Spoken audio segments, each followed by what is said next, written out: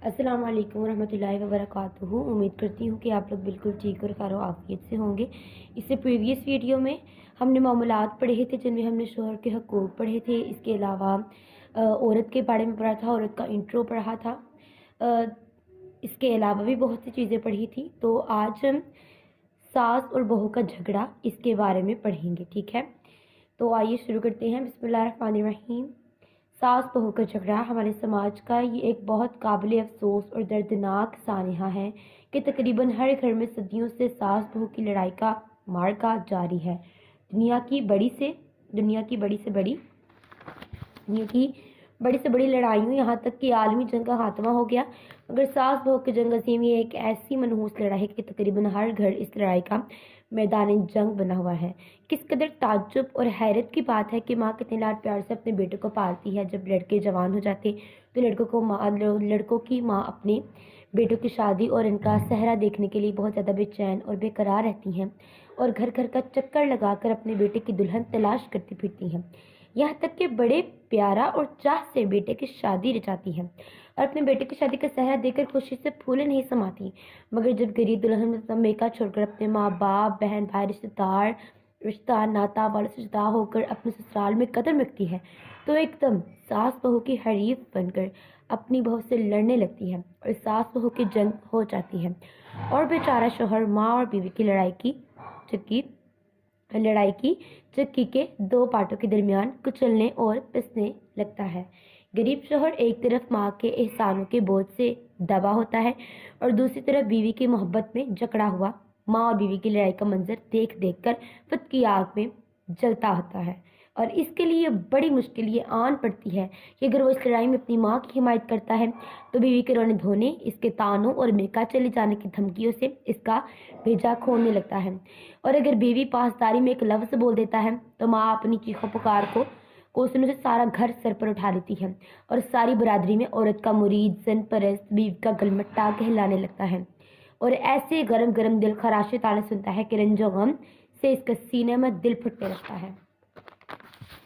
इस पर शक नहीं कि सास बहू की लड़ाई में सास बहू और शोहर तीनों का कुछ ना कुछ कसूर जरूर होता है, लेकिन मेरा बसों का तजुर्बा है कि इस लड़ाई में सबसे बड़ा हाथ का हुआ करता है। हालांकि हर साल पिछले खुद भी बहू रह चुकी होती है, मगर वो अपनी बहू बन के रहने का ज़माना बिल्कुल भूल जाती है और अपनी बहू से ज़रूर लड़ाई करती है। इसकी खास वजह यह है कि जब तक लड़के की शादी नहीं होती 100% बेटे का ताल्लुक माँ ही से हुआ करता है। चीज़ माँ ही से तलब करके इस्तेमाल करता है और दिन रात सैकड़ों मरतबा अम्मा अम्मा कहकर बात बात पे माँ को पुकारता है।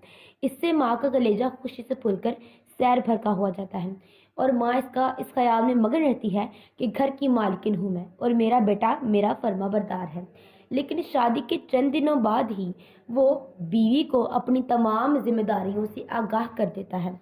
यानी बीवी उसके लिए नाश्ता तैयार करे, बीवी ही उसके कपड़े वगैरह धोए और बीवी ही उसके कपड़े तैयार करे, हत्ता कि उसका हर काम उसकी बीवी करे। हर शोहर की ऐसी ख्वाहिश बन जाती है क्योंकि ये बीवी का फर्ज भी है। तब माँ को बर्दाश्त नहीं होता। वो कहती है कि जब शादी से पहले मैं अपने बेटे के तमाम कामों को सरंजाम ले आती थी तो आज क्यों नहीं, आज क्यों ये कल की आई लड़की इस घर की मालकिन बन गई है। हालांकि वो कल की आई लड़की उस घर की मालकिन नहीं बनी होती, बल्कि वो कल की आई लड़की अपने फ़र्ज को अच्छे तरीके से निभाती है। मगर इस कल की आई लड़की का कसूर ये भी हो जाता है कि जब उसकी सास उसके खिलाफ हो जाती है तो वो भी उसके खिलाफ हो जाती है। अपने शोहर को उसकी माँ के बारे में उल्टी सीधी पटियां पढ़ाना शुरू कर देती है, जबकि उसे चाहिए कि वो पूरी अंडरस्टैंडिंग करे, यानी कि माँ के साथ अपने शोहर की सास के साथ और शोहर की माँ के साथ अंडरस्टैंडिंग करे, यानी उसे समझे, उसको एहसास दिलाए कि ये मेरा फ़र्ज़ है, बल्कि अपने शोहर के साथ साथ उसकी भी हिदमत करे।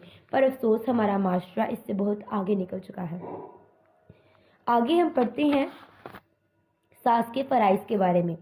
जहाँ सास गलत और बहू सही होती है वहाँ बहू भी गलत और सास सही होती है। चलिए शुरू करते हैं। बिस्मिल्लाहिर्रहमानिर्रहीम।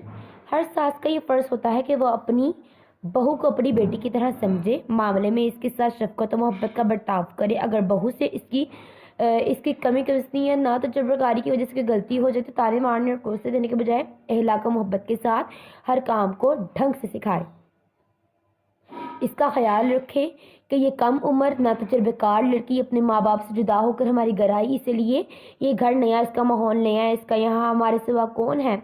अगर हमने इसका दिल दुखाया तो इसको तसल्ली देने वाला और इसके आंसू पूछने वाला यहाँ दूसरा कौन है। बस हर सांस ये समझ ले, ठान ले कि मुझे अपनी बहू से हर हाल में शफकत और मोहब्बत से पेश आना है। आगे हम पढ़ते हैं बहू के फ़राइज़। हर बहू को लाजिम है कि अपनी सास को माँ की जगह समझे, हमेशा सास की तज़ीम, इसकी फरमाबरदारी खिदमतगुज़ारी को अपना फ़र्ज समझे। सास या किसी मामले में डांट डपट करे तो खामोशी से सुन ले।